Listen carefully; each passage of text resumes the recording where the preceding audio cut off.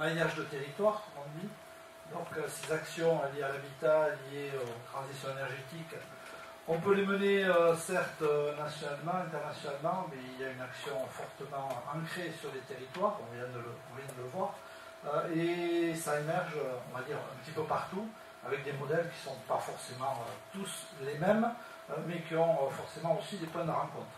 Donc ce que je vais vous montrer, c'est quelque chose qui a démarré, une histoire, je dirais, démarrée à la fin des années 90, de mon côté, avec une initiative à l'Université de Bordeaux qui s'appelait EcoCampus, qui visait à travailler au sein des campus de manière un petit peu exemplaire sur les actions dites de développement durable, pour expliquer aux étudiants, certes, ce qu'ils devront faire, ce qu'ils doivent faire, mais aussi ce qu'ils peuvent faire directement sur leur propre campus. Donc on a monté ça de façon, on va dire, de façon plus ancrée en 2002, et donc c'est une activité qui s'est développée. Et puis on s'est croisé avec une autre action de type spin-off d'un centre technologique du nord de l'Espagne qui marque l'industrialisation et l'innovation dans le domaine industriel pour le nord de l'Espagne, qui est une fondation qui s'appelle Tecnalia, 1600 ingénieurs en périphérie de Bilbao, qui tiennent des grands domaines industriels. Et donc Nobatec a été créé sur ce modèle Tecnalia. Et puis en 2009, on s'est rejoint entre EcoCampus, qui était sur le campus de Bordeaux, et puis Nobatec, qui était sur le campus d'Anglette, et on a une seule action qui est Nobatec aujourd'hui, qui est un modèle associatif que je vais vous expliquer un petit peu brièvement après. Bon, les enjeux, on les a déjà passés un petit peu en revue, enjeux de l'habitat, enjeux de compétitivité, enjeux économiques et sociaux, on l'a dit, sur la précarité énergétique, enjeux environnementaux, on est tous d'accord. Et puis, derrière tout ça, l'un des moyens d'action, c'est la formation, on l'a dit, formation de haut niveau, la formation tout court, et puis également tout ce qui relève de la recherche et de l'innovation. Donc c'est ce que je vais essayer de vous montrer, de vous illustrer. Alors je sors un exemple qui date de quelques jours, qui est une action sur laquelle on est très très engagé depuis quelques années, sur le campus en Aquitaine et puis maintenant au niveau national. Donc ça c'est une manifestation qui s'est déroulée il y a quelques jours à Datong, à 105 km de Pékin. Donc c'est un mouvement qui s'appelle Solar Décathlon, que certains d'entre vous connaissent peut-être, qui est très lié au domaine de l'habitat, qui se veut être, on va dire, le modèle d'innovation ouverte, d'intelligence collective. C'est des mots qu'on entend, mais là c'est des mots qu'on réalise vraiment à travers des prototypes d'habitat solaire et écologique qui sont réalisés par des équipes d'universitaires, d'étudiants. C'est des étudiants qui sont au front, en première ligne, avec des universitaires, avec des centres techniques, avec des entreprises derrière. Donc c'est vraiment de l'intelligence partagée. Et puis également on sort du territoire, là pour le coup, parce qu'on vient se confronter à des universités au niveau international. Et donc on vient à la fois confronter, à la fois ouvrir ses connaissances. Donc voilà une petite vue d'il y a moins de 3 semaines à Datong. Diapo suivante pour vous montrer juste un petit peu comment tout ça se traduit. Alors c'est 10 prototypes qui répondent à un cahier des charges très court, cahier des charges ultra précis, donc 10 épreuves qui sont aussi bien des jurys que des mesures. Et voilà le résultat. Alors le résultat, peu importe, mais c'est surtout montrer un petit peu la pluralité que ça traduit. Donc le vainqueur un Australien, le second en chinois, le troisième un Européen, mais surtout des traductions un petit peu différentes de l'exercice. Donc le premier, qu'est-ce que c'est? C'est une maison modeste, on va dire, un habitat modeste australien, qui a été transposé ici sur le site et qui a surtout fait l'objet d'une rénovation au meilleur, on va dire, au meilleur rendement économique pour viser de l'énergie positive. Donc c'est cette réponse-là qui a été retenue parmi les 20 et qui a gagné le concours. Ce qui est quand même un message, puisque c'est la première fois que le Solar Décathlon va primer un tel projet. Le second, c'est sur des Chinois, c'est un habitat modulaire qui a une vision industrielle. Vous voyez à peu près l'échelle, on peut imaginer qu'il y a un patio central et que c'est un système, on va dire à peu près la taille d'un bloc 3D qui pourraient être des containers. Donc ça c'est un modèle très avancé industriellement, avec une très forte domotisation, beaucoup de connectiques derrière, donc ce qui traduit aussi une volonté de technologie, d'introduire beaucoup de technologie dans l'habitat de la part des Chinois.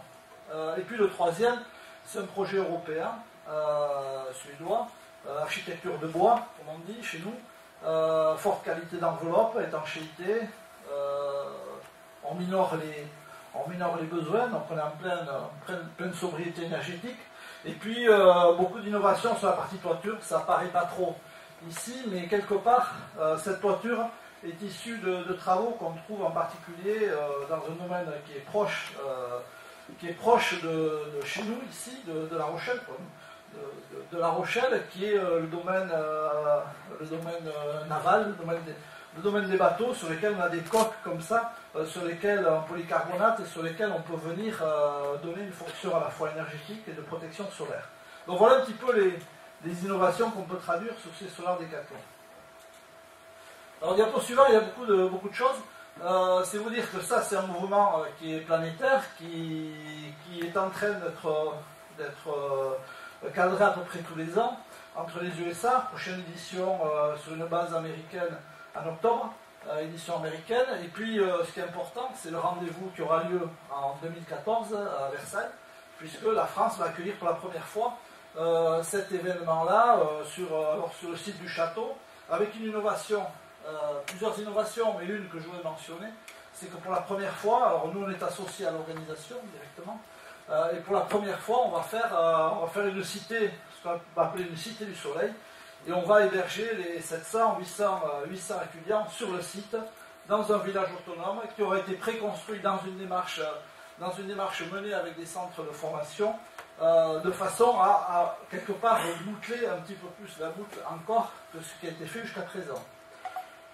Au dernier Solar Decathlon européen, c'est un Français qui a gagné, il n'est ni Rochelais ni Aquitain, c'est un team Rhône-Alpes qui a gagné avec un projet tout à fait novateur, très avancé, qu'on voit au premier plan sur l'image du centre. Nous, de notre côté, au premier Solar Decathlon européen, en 2010, on avait fait des choses, on a vu de très bons résultats, moins bons résultats au second, mais avec un projet très avancé et qui aujourd'hui est un projet qui est devenu une histoire industrielle, puisque nos étudiants, qui sont pas mal de Gaza, ont été recrutés par une boîte qui a tout fondé sur un modèle issu de ce projet-là. Et aujourd'hui, on est dans une traduction industrielle et avec les premières commercialisations de ces prototypes-là, de ces maisons-là. Voilà. Donc voilà, je voulais donner un petit peu cet écho sur Solar Decathlon et puis vous parler maintenant plus de Novatec. Alors Novatec, qu'est-ce que c'est? C'est un centre technologique. Donc j'ai dit un petit peu sa création. Aujourd'hui, on est 50. Alors il y a 50 ingénieurs, docteurs, doctorants. C'est tous des contrats de droit privé. Donc moi je suis un petit peu le seul universitaire détaché de la bande. Donc c'est un centre qui a une vocation à vivre de contrats, c'est-à-dire de prestations technologiques avancées. Le nerf de la guerre pour nous, c'est d'associer dans un même centre de la recherche, on va dire de la recherche technologique amont, avec de la prestation de terrain, sur les domaines qui sont issus ici représentés. On a 3 pôles d'activité, la construction et l'aménagement durable, c'est-à-dire vraiment le côté intervention sur la maîtrise d'œuvre. On a un pôle sur la partie efficience énergétique et environnementale, c'est-à-dire tout ce qui est, on va dire, des traductions réglementaires, beaucoup de calculatoires et puis beaucoup de labels type HQE ou autres, labels internationaux, et puis des technologies de construction. Donc là on trouve des choses un petit peu proches de ce qui va se faire ici sur La Rochelle. Alors maintenant on avance un petit peu dans le processus puisque l'État vient de nous accorder, ou je ne sais pas comment on va dire, on a été retenu comme Institut d'Excellence Énergie Décarbonée. Donc là on voit que l'État est en train de raisonner sur des choses un petit peu avancées en matière de décarbonisation de notre énergie. Donc on a été l'un des projets retenus sur le domaine du bâtiment, avec un démarrage dans les jours qui viennent, sur un thème qui est réhabilitation et construction durable. Et donc avec trois grands Trois grands programmes qui sont autour l'un de la conception, le second autour de la réalisation, le troisième de l'exploitation, concevoir, réaliser, exploiter, et derrière des mots-clés que je ne vais pas détailler ici. Ce qui est plus important, c'est le modèle nouveau qu'on va introduire à travers cette dotation de l'État, cet investissement de l'État. C'est mener de la recherche pluridisciplinaire, donc on ne va pas rester seulement dans un domaine technologique.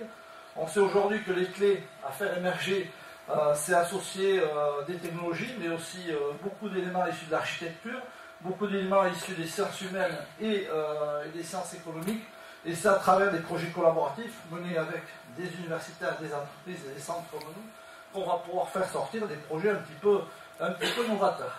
Donc voilà un petit peu le nerf de la guerre pour nous dans les temps qui viennent. Et puis pour finir, vous donner deux illustrations sur des projets qu'on a menés récemment ou qu'on est en cours de traitement.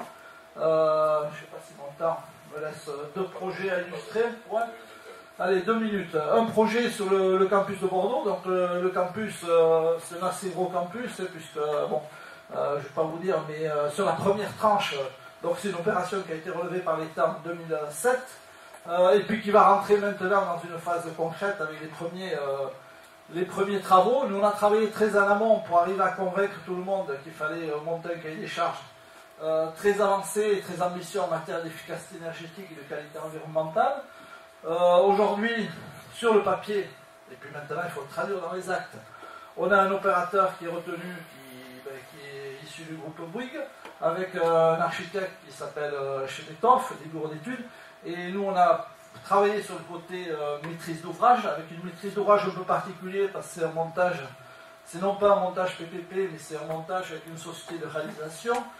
Tout ça pour dire que l'objectif et l'ambition, et tout est mis en œuvre pour réduire les consommations par 5 sur la partie chauffage de l'ensemble du campus en première tranche de Bordeaux, avec des solutions techniques que je vais montrer en un slide sur le suivant, qui est issu d'enveloppes vitrées, d'une grosse cloche vitrée et active à travers à la fois de la circulation d'air, à la fois récupération d'apport solaire, récupération d'apport interne, récupération d'apport solaire.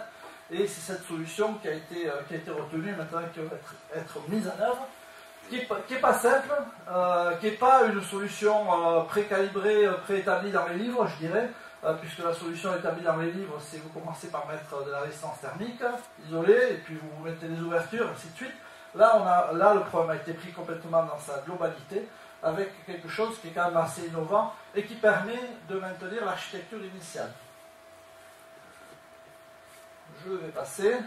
Autre exemple, une caserne. On va parler d'une caserne. On a opéré sur une caserne au centre de Bordeaux. Cette caserne, elle a failli prendre un grand coup de balai, un grand coup de bulldozer, et puis elle a été sauvée, je pense, par quelques initiatives privées, plus un maire assez actif, qui a voulu remettre ça au centre de sa ville.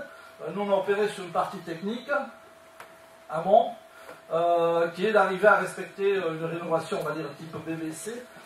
Et puis on a pris le parti, on a réussi à démontrer qu'on allait pouvoir faire ça sans dénaturer l'architecture, sans tout rebousculer, mais en utilisant les qualités initiales. Donc le parti qui a été pris, ça a été, je vais peut-être un peu vous déranger, mais ça a été de ne pas isoler les murs, de garder les murs de pierre qui étaient entre 50 et 70 cm de pierre, de travailler sur tous les autres composants, tous les autres éléments de façade, tous les autres éléments de toiture, mais pouvoir conserver l'enveloppe initiale. Donc on a réussi ce pari.